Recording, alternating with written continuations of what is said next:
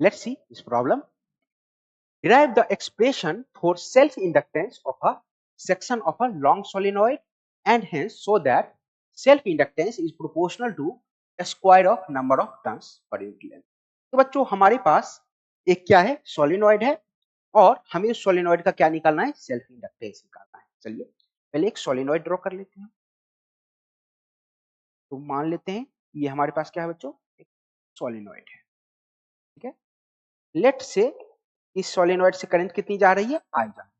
हम मान लेते हैं इस सोलिनॉइड की लेंथ जो है L है और नंबर ऑफ टर्न्स जो है वो N है।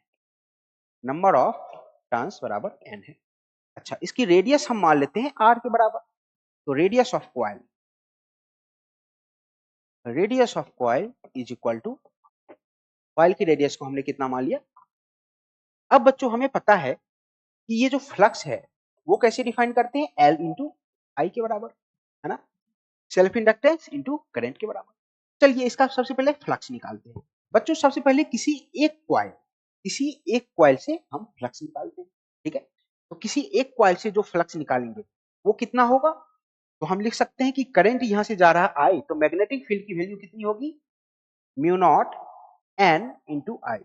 बच्चों एन बाई एल, सिर्फ एन नहीं, ऐसा क्यों, क्योंकि एन हमने क्या माना है, टोटल नंबर ऑफ टर्न्स माना है ना।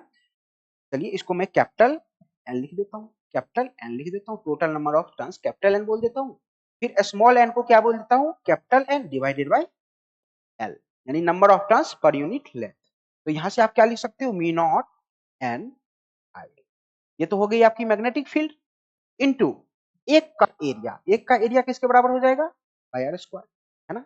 और आप जानते हो थीटा 0 होगा क्योंकि इस कॉइल का जो एरिया है और जो मैग्नेटिक फील्ड है दोनों सेम ही डायरेक्शन में होगा। चलिए तो B इंटू ए, हमने क्या निकाल लिया है, एक कॉइल का फ्लक्स। अगर हमें टोटल फ्लक्स निकालना हो तो हम क्या करेंगे, इससे मल्टीप्लाई कर देंगे total number of turns, that implies n से मल्टीप्लाई कर देंगे और इसको किसके बराबर लिख देंगे, L इंटू आई के बराबर लिख देंगे, ठीक है। चलिए आगे चलते हैं।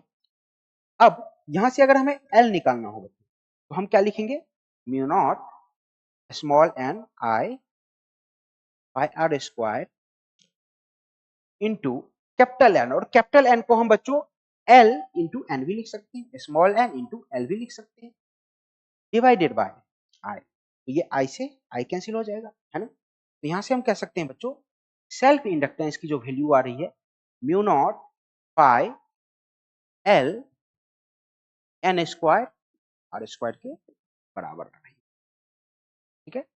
तो एल की वैल्यू किसके बराबर आ रही है, mu naught pi L N square R square. बच्चों यहां से हम कह सकते हैं कि हमारा एल जो है वो किसके प्रोपोर्शनल हो जा रहा है, L directly proportional to N square, और एन क्या है, number of turns per unit length. यही तो हमें प्रूफ करना था, ठीक है। तो जो बच्चों हमने कॉन्सेप्ट यहाँ पे यूज किया phi is equal to L, ठीक है।